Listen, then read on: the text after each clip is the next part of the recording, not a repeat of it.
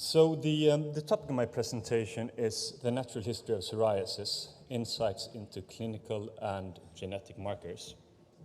Here are my disclosures. So I have a lot of ground to cover, but I will try to be brief and clear. So as part of my PhD thesis, I reviewed the evidence for the longitudinal course of psoriasis published in the last 100 years. And from that review, there are kind of 4 rationales for studying the natural course or the disease course of psoriasis. And these have partially developed over time. So initially, the main rationale was to actually understand the disease better, to understand whether it is a chronic disease or whether there is, a high rate of remission. And of course, to inform patients was another driver. Then, in the kind of 60s to 70s, the focus was on to contextualize treatment results. And more recently, the main objective had been patient identification to facilitate personalized medicine. Now, the disease course of psoriasis includes multiple important aspects, such as, relapses, as we talked about, psoriatic arthritis, of course, and development of cardiometabolic and psychiatric comorbidities. But what I will focus on here today is development of severe disease. So before moving on to the data, I would just like to make some points on the methodological underpinnings here. First and foremost, one has to consider study design. So we have cross-sectional study, retrospective cross-sectional studies, retrospective cohort studies, and prospective cohort studies. Now, the benefit of doing a prospective cohort study is that you actually decide what patients to enroll and what data to get, and then you follow them over time. But that kind of allows you to do this more advanced analysis, whereby you can group patients according to the disease severity and ensure that you have patients, for example, with new onset psoriasis. And also, when interpreting the results, there are important sources of bias to discuss. So one is outcome misclassification, because there isn't one single definition of psoriasis disease severity, right? And it's also affected by treatment. When looking at markers for disease severity, you need to consider confounding. Generalizability is, of course, also important. Do the patients in the study actually match the patients I want to make inference for? And finally, also transportability is important. So, for example, Lumholtz's 1963 study on data from the Faroe Islands, those may be transportable to, for example, Iceland, but maybe less so to Lumholtz's subsequent practice in Uganda. So one has to kind of consider the study setting as well. Okay, so let's look at the evidence base. So as part of this PhD thesis, I reviewed these studies with longitudinal data published in the last century. And as you see, it's not a hugely active area of research.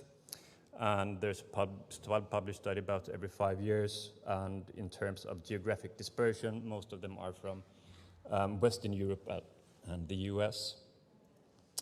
For a genetic marker, the activity is markedly higher, because here you can do cross-sectional studies more easily. And there's a very nice Biomap Consortium paper, a systematic review of biomarkers for disease severity published last year. And as you see, the growth in the publications have been substantially more rapid than for the longitudinal clinical studies. And also the geographic dispersion of studies are greater, still not super, but still better. So during this systematic review, I identified 5 factors that related to development of severe disease, and then also we have the genetic markers identified in the Biomap Consortium paper, and I will go through these one by one. The first one is disease age at onset of disease. And there's a seminal paper from 1984 by Hensler and Christophers that hypothesized that there are 2 types of psoriasis vulgaris. One with early onset that's characterized by a more severe disease course, and one that is characterized by a less severe disease course, but where age of onset is higher.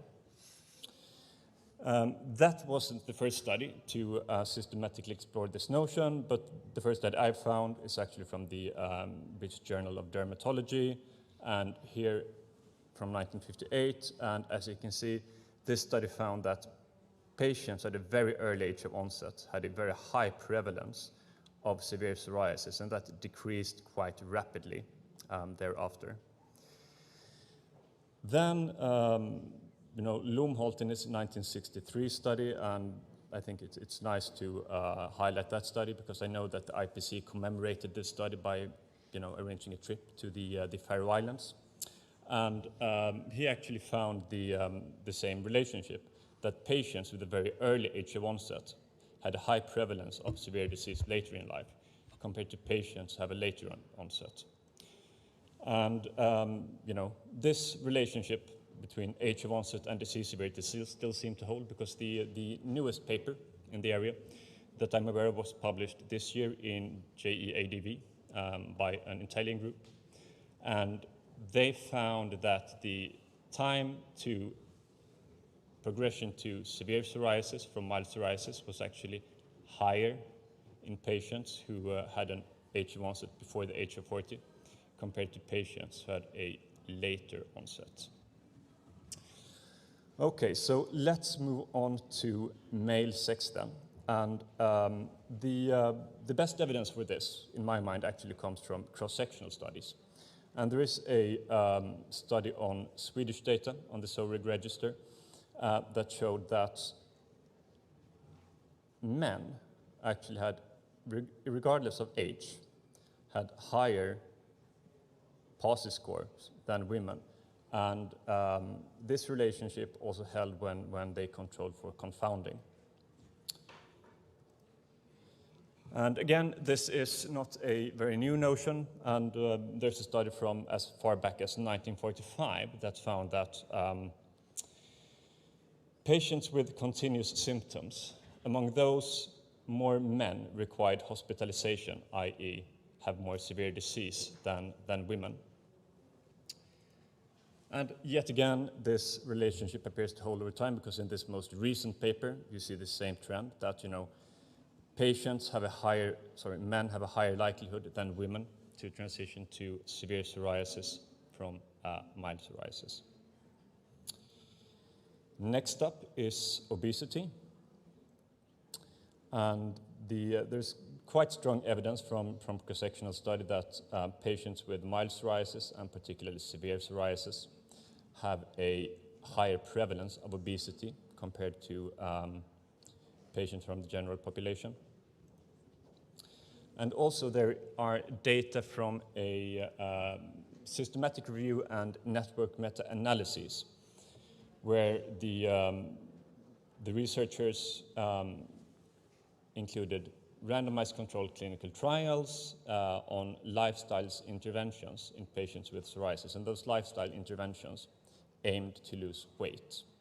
And what they found in terms of PASI scores was that weight loss interventions actually reduced PASI scores more than control interventions. And that suggests that the relationship between obesity and psoriasis or psoriasis severity is causal. The evidence base is actually less good from these longitudinal studies, albeit there is a study from 2015 published on Japanese data, and they found an association between overweight, defined as BMI over 25, and development of severe disease. Now, the reason you don't find this association in other studies may be that BMI is not the best marker for obesity or overweight. So, for example, there's an older paper from 2012 that found that waist circumference actually correlated much better with PASI scores than BMI. Okay, so let's move on to smoking then. And there's a 2015 systematic review, and that included 11 studies on the association between smoking and disease severity, and they found that there were 8 of 11 studies found that smoking was indeed associated with psoriasis disease severity. There's also a more recent paper by a Turkish group that found that not only is smoking associated with more severe psoriasis compared to non-smoking, but also the cumulative exposure of smoking, measured as pack years of smoking, actually correlates positively with the PASI score. And also, we looked at this in the Stockholm psoriasis cohort, which is, to my knowledge, the only prospective observational study on psoriasis from disease onset. And we found that patients who smoke, after 10 years, approximately 30% of those patients have developed severe psoriasis, compared to approximately 15% in the control group. So the relative risk, so to speak, of smoking to develop severe psoriasis appears to be in univariable models 2 times. And then we come to the disease severity at onset. And this is kind of tricky to study because you need data from onset, so you really need to enroll patients early in the disease course. Albeit our dear friend Lumholt actually studied this as well, but we actually asked patients whom we met on the Faroe Islands, so how was your disease at onset? How severe was your disease at onset? And he actually found that disease severity at onset was a strong predictor for disease severity at present. So this is also something we studied in the Stockholm psoriasis cohort. And here is some data that we've not published, but what we've done here is that we've stratified patients based on SPGA at enrollment, so the Static Physician Global Assessment at enrollment. And then we estimated for these 6 groups, we estimated the mean PASI scores 10 years later. And you see a monotonic relationship between SPGA at enrollment and mean PASI at 10 years. So that suggests that there's on average, quite a strong chronic component in the average disease severity, albeit it, of course, fluctuates over time. And what's kind of important to note with this graph also is that those patients are treated as per clinical practice, right? So that attenuates the relationship we do observe here. So if patients were untreated, this relationship would likely be even stronger. And in terms of developing severe disease, the disease severity at onset was actually the strongest marker that we found for progress or having a second episode of severe disease. What we did was that we stratified patients by SPGA at or below 3, which denotes mild disease, and SPGA at 4 or above, which denotes moderate to severe disease. Nope. Yeah. And as you see, the patients with moderate to severe disease at onset have a much higher risk of, a 4-fold higher risk of gaining severe disease compared to patients with mild disease at onset. Okay, so let's move on to genetics. And there is a really nice systematic review published last year by the Biomap Consortium, where they exhaustively reviewed all literature published since 2000 in the area. And then an expert, a group of multidisciplinary experts identified among these data that they identified in the systematic review. This group identified 5 genetic markers that were considered to be promising biomarkers for disease severity progression in psoriasis. And those were LCECD3, IL-23R, IL-23A, NFK-BIL1, and HLA-CV6. And there's on the Biomap Consortium homepage, there's a really nice map on how these biomarkers relate to each other and their and different biological processes and how they relate to different aspects of the clinical course of psoriasis, such as disease severity, psoriatic arthritis, and cardiometabolic disease. So I encourage you to go to that homepage and look at that map. It's really informative. Okay, so in terms of kind of future perspectives, this systematic review identified kind of a number of steps that could be taken to improve the identification of biomarkers and stratification of patients at risk for developing severe psoriasis. So some of the key things that were suggested in the study was to do longitudinal studies with substantial sample size that have carefully selected analytes and that accurately report baseline disease severity and that also records clinical characteristics. And at least partly this is something we can do with the Stockholm psoriasis cohort, because what we've done is that we have acquired the funds to analyze some of these markers in frozen samples. So what we actually have data on these 5 genetic markers and also 2 of the 5 markers, inflammatory markers identified in this biomap systematic review. So then what we did was that we compared the relative risk or hazard ratio for developing severe psoriasis and for these markers and contrasted those to the clinical markers that were already included in the study. And we did 2 types of models, one kind of controlling for age, sex, and disease severity as appropriate, and one only as a univariable analysis. And this is what we found.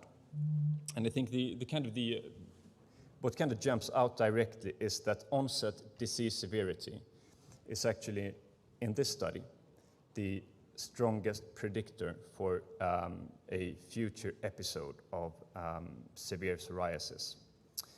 And another kind of item that stands out to me, you have by the way, you have the clinical markers here, you have the genetic markers here, and you have the inflammatory markers here.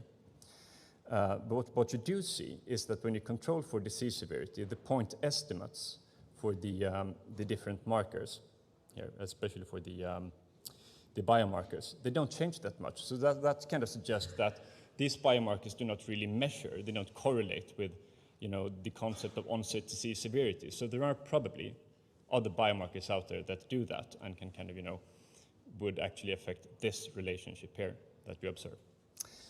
But another takeaway, I think, is that if we plot this figure on a logarithmic scale, it's actually apparent that in this study, all of the markers, or practically all of the markers, were actually numerically associated with development or a new episode of severe psoriasis. And that suggests that this study just may be too small to actually identify, these differences. And also there are a number of markers that kind of, are associated with a relative risk or hazard ratio of developing severe disease by a fact that has a relative risk of approximately 2, for example, smoking and this IL-23R genetic variant. And of course their, confidence bounds are higher, suggesting that they might very well be even more important markers. So, the kind of current markers actually also do play a role in addition to onset disease severity, which was what we found in this study. So I think this analysis kind of, suggest some additional points to the research agenda. So I think it will be important to use statistical methods for grouping on multiple markers, including onset disease severity.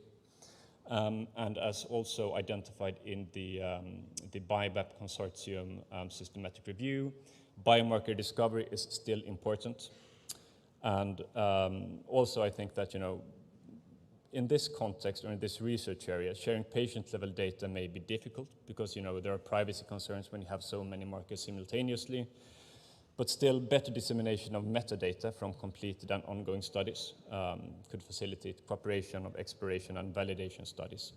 And the BioMap Consortium is, of course, a great way to start that or can include data in that existing catalog.